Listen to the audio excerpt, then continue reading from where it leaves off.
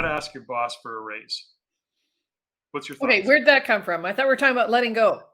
We were going to talk about letting go, and we're going to talk about letting go, and we're going to talk about a few things, but I want to start with how to ask your boss for a raise I love it. because it shows up. Now, you know, we've been in business 40 years. I've been in business 40 years. I'm, of course, the aged one of this couple. But anyways, the point is we've been in business a long time. And often we've, had staff sit down and go, I need a raise. And it's always very interesting. We are to our team mostly just what we are, which is we're always looking at improving, helping people improve and coaching and all the rest that we do. And we can't help it. It's just kind of what drives us. And so when somebody sits in front of us and says, I need a raise, my first question is, well, tell me more about that. And they go, well, something, my rent's gone up and I just bought a car and, food is crazy and whatever. They've got this whole story about their new dilemma of, they've taken on more debt. They want to buy a house. They want to buy a new car. Whatever the story is, they need more money. So they come to me and they say, I need a raise. That makes sense. That's pretty common. I think you've had that Yeah, I have. scenario many times. So here's always my pushback with my team. And I'm not kidding. I don't care if you're a part-timer, if you've been with me for 6 months or 6 years, it doesn't matter. If somebody was to come and ask me for a raise, first off, as a kind of my own philosophy is I don't want staff coming to me asking for a raise. If the company is doing well, if the business is doing well and the team is working and rocking it out and somebody is really doing a great job and delivering, I want to give them a raise before they ask for a raise. That's kind of my own fundamental philosophy. I don't know that I'm 100% good with that, but at the end of the day, I really have that kind of thought process.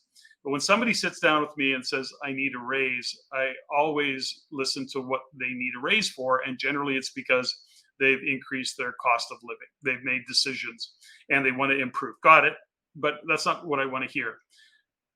I always like to get into those conversations with, okay, well, let me help you understand where I'm coming from. We have a business and the business needs to be profitable, needs to manage cash flow.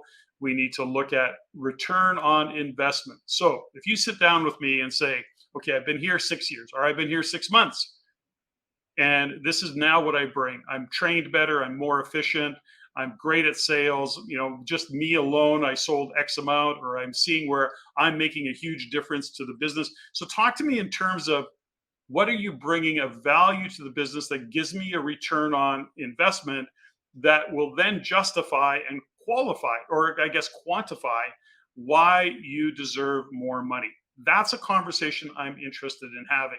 So one of the things I like to do with the team, especially with some established staff where they have real control over what they do on a day-to-day basis, is I love to bonus people or pay commissions on improved performance. So in other words, here's the deal. Here's your base salary. Let's set some numbers. I do what we call MTOs, which is minimums, target, and outrageous. So I collectively sit with the general manager and we say, okay, if we were the minimum to hit these numbers, this is the value to that. If we hit a target or an outrageous number, these would be the bonuses that are paid out. Now that structure works really well because the team is then motivated to understand that this is about driving revenue, maintaining profitability, and out of that, they benefit. What doesn't work is you're negotiating from a place of what I need is a wrong approach or not a great approach, because quite frankly, I can't be responsible for your cost of living or you increasing your cost of living because of you wanting to buy a new car or a nicer car or a better phone plan, whatever that might be. You get my drift? I have to look at it from a business perspective and share with me your value and the ROI on what you bring to the table, and I'm all up for a raise. Now, that was a little bit long-winded. What do you want to add to that? Well, for me, I think that that's a really good point, is that when you are an entrepreneur and you're a business owner, and then you have a team around you and staff that need to make a living, we want to make sure that everyone that works with us and around us makes a great living and that they don't ever have to struggle. They don't ever have to feel like they're being underpaid, etc. But what you're saying, what really resonates with me is that if they need more money, it's not my fault if you've increased your cost of living. And I think probably over the years, what we've learned is because we live severely under our means. It may look like we don't, but we really do. I mean, we have like our most recent vehicle is a 2017 something.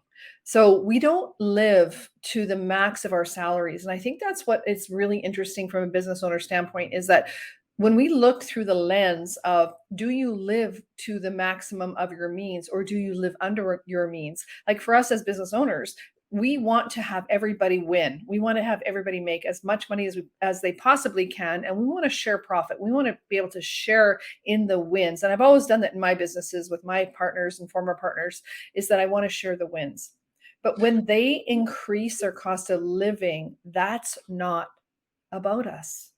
So there's a fundamental here. So let's just back up because we're into a very inflationary period of time in the world overall. So gas costs more, food costs more. I get that. And listen, we are very sensitive to the fact that the cost of living is rising regardless of how frugal you are. You may, in fact, live below your means, but now you're trying to save, and all of a sudden there's things like carbon tax, and there is the cost of food, and there is the cost of fuel, and there's a lot of costs that are escalating. The cost of rent, mortgages are more expensive. So I really am sensitive to that, and I get that. But also the costs of doing business are more expensive. Now, my job as owner slash CEO is to have longevity of that business, to manage and maintain the viability of that business so everybody has a job. So I'm not insensitive to the realities of what's happening in the world, but I want to collaborate. So it goes back to, there are those individuals who will walk in a boss's office and go, give me a raise or I'm going to have to quit. You're putting a gun to your boss's head, and, some bosses will just go, okay, see you later. Don't let the door hit you in the ass on the way out. Now, that's not a great way to negotiate, by the way. Again, my point is that when you sit down and say, okay, here's what I bring to the table, I believe I'm a great return on the investment. Here's where the value is. Here's where I increase revenue. Maybe I maintain revenue.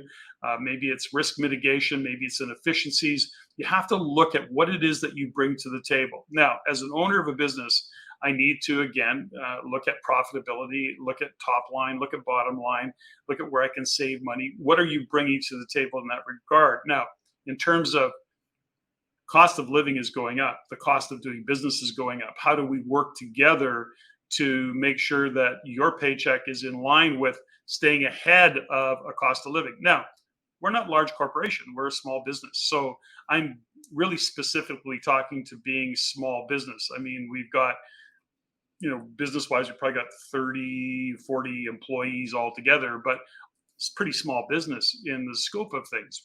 So the point is that we collaborate in being sensitive to what the cost of doing business is and what a cost of doing or living our life is. So that's all I'm saying, is that when you're sitting down for a raise, that's the point of this whole thing, was not to spend all of our time on it, but just to say, when you are looking for a raise, sit down with your employer and blow their mind when you sit down and go, something, I'm going to give you a great return on your investment for the extra X amount of dollars that you're going to pay me.